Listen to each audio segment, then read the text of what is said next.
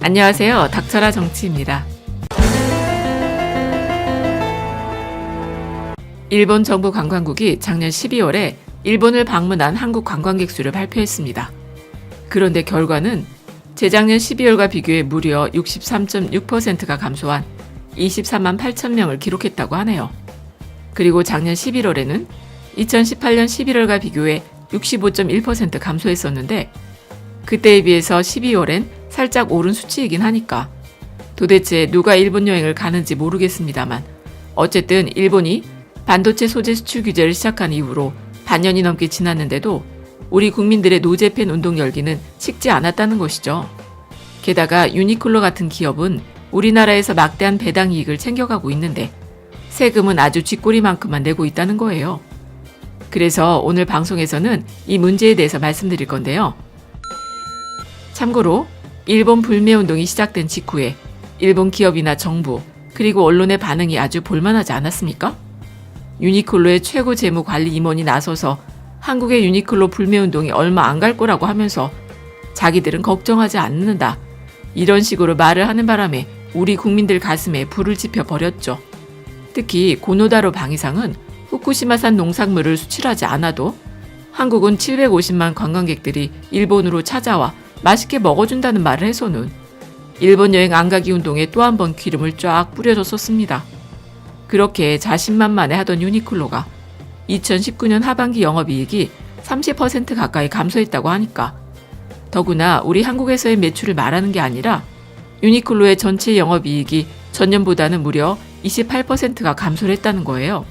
특히 자세히 살펴볼 부분이 뭐냐면 지난 9일에 유니클로에서요 9월부터 11월까지의 실적을 발표했는데 해외 유니클로 사업의 매출액이 2,807억 엔으로 전년 동기 대비 3.6% 감소했다고 합니다. 그런데 매출은 3.6%가 감소를 했지만 영업이익은 28%나 떨어진 378억 엔을 기록했다는 거예요. 제가 이전에도 제조와 유통을 겸하고 있는 업종의 경우엔 매출이 조금만 줄어도 영업이익은 많이 감소하게 된다고 말씀드리지 않았습니까? 비대해진 생산시설과 유통망을 유지하려면 기본적인 비용이 들어가기 때문인데요.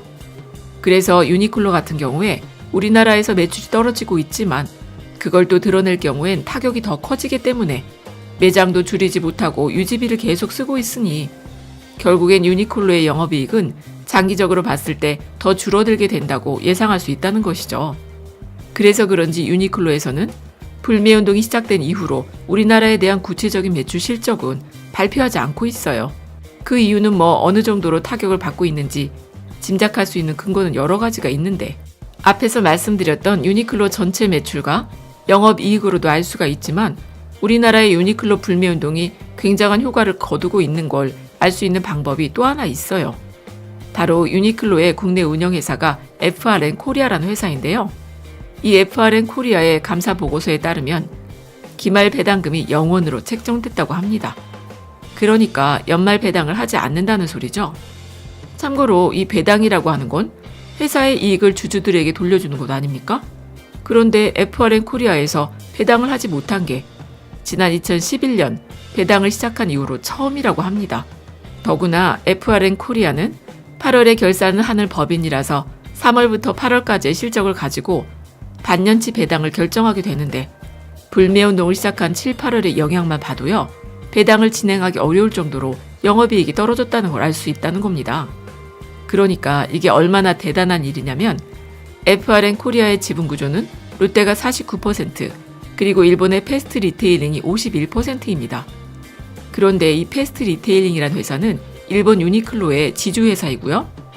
게다가 지주회사라는 건 그냥 주식만 갖기 위해서 세워진 회사이니까 지배 구조를 봤을 때 피라미드 꼭대기 정도라고 생각하시면 되는데 어쨌든 FRN 코리아에서 작년에 배당한 금액이 연간 1210억 원이었어요.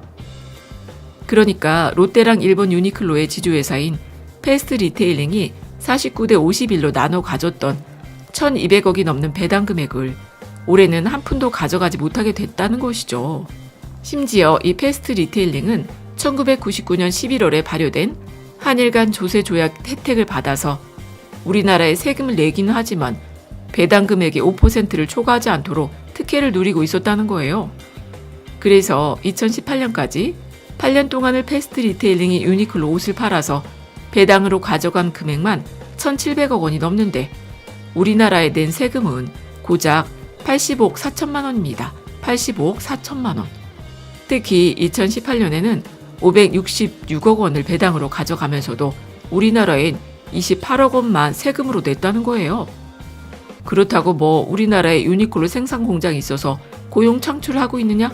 그것도 아닌 게 유니클로 생산 기지는 다 동남아 같은 데 세워놨단 것이죠. 한국에다간 FRN 코리아라는 껍데기 유통회사를 세워놓고서 알맹이는 배당 금액으로 쪽쪽 빨아가면서 세금은 쥐꼬리만큼만 내고 있었다는 겁니다. 그러니까 우리나라 국민들의 지속적인 불매운동 때문에 올해는 배당도 못 받고 영업이익도 30% 가까이 떨어졌다고 하니까 이게 바로 애국 아니겠습니까? 잠시 유니클로 얘기가 좀 길어졌는데 어쨌든 처음에 말씀드렸던 관광객 얘기를 다시 하자면 일본에 방문한 한국인 여행객이 작년 11월에 전년 동기 대비 65.1% 그리고 12월엔 63.6%가 감소했다는 건데요. 그러니까 지난 2019년 전체 한국인 일본 여행객 수가 558만 4,600명으로 전년 2018년과 비교해 25.9%가 줄어든 수치라는 거예요. 그런데 여기서 아주 재미있는 건 일본 정부 관광국에서 내놓은 해석인데요. 일본 관광국에선 뭐라고 하냐면 한국 경제가 침체되어 있는 데다가 7월 이후에 한일 문제도 있었고 항공편의 간편이나 운유에 의한 비행기 좌석 공급량의 감소와 일본 여행을 자제하자는 움직임 때문이라고 분석을 내놨다는 겁니다. 그러니까 얘네들은요, 곧 죽어도 아베가 헛발질을 해대서 자기네가 피보고 있다는 소리는 못한다는 것이죠. 더구나 우리나라 경제가 안 좋아져서는 여행객이 줄어들었을 거라고 문장 제일 앞에다 내세워 그게 주요 원인인 척을 하고 있는데 우리 한국관광공사에서 제공하는 2019년 자료, 참고로 작년 10월까지만 취합이 된 분석 자료를 소개해드리면 2002년부터 2019년까지 우리나라 해외 관광객 수를 보시면 해마다 꾸준히 증가하고 있는데 2019년 그래프를 보면요. 전년 동기 증감률이 1.6%라고 나와 있습니다. 그러니까 2018년 1월부터 10월까지 실적하고요. 2019년 1월부터 10월까지의 실적만 놓고서 비교를 해보면 2019년 관광객 수가 1.6%가 상승했다는 얘기라는 겁니다. 즉 우리나라 경기가 안 좋아 전체 여행객 수가 감소해 일본에도 덜 왔다라고 하는 건 일본 정부 관광국의 뇌피셜일 뿐이라는 것이죠. 아니 실제로 통계를 보면요. 우리나라 전체 해외 관광객 수는 작년에도 증가를 했다는 거예요.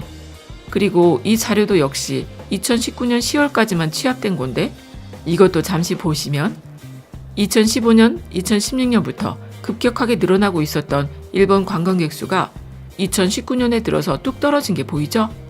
게다가 홍콩 시위가 장기화되고 있는 와중에도요. 홍콩으로 가는 여행객 수는 일본만큼 급감하지도 않았어. 그러니까 일본이 이렇게 애써서 현실을 외면하고 있는 와중에 우리 문재인 정부도 기대를 안 하는 곳 아니겠습니까?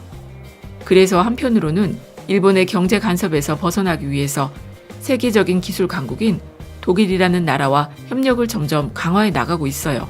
그만큼 일본이란 나라한테 이제 기대를 안 한다는 것이죠. 당할 대로 당해줬으니까. 그래서 지난 16일에 중소기업 벤처부에서는 독일과 기술 및 교류 협력 강화를 위한 업무 협약을 체결하게 됐는데 중소기업 벤처부, 중소기업기술정보진흥원, 창업진흥원, 중소기업기술혁신협회 등 이 세 개의 관계 기관하고요.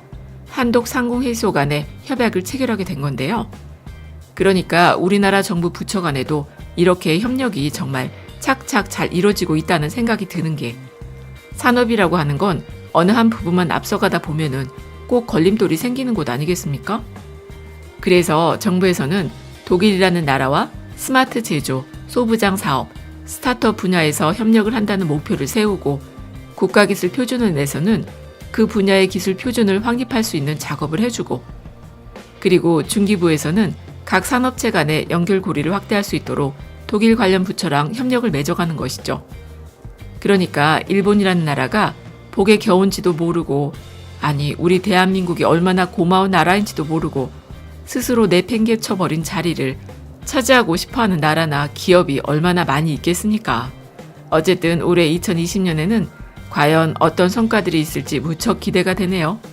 끝까지 들어주셔서 감사드리고 좋은 의견 있으시면 댓글 많이 남겨주세요. 감사합니다.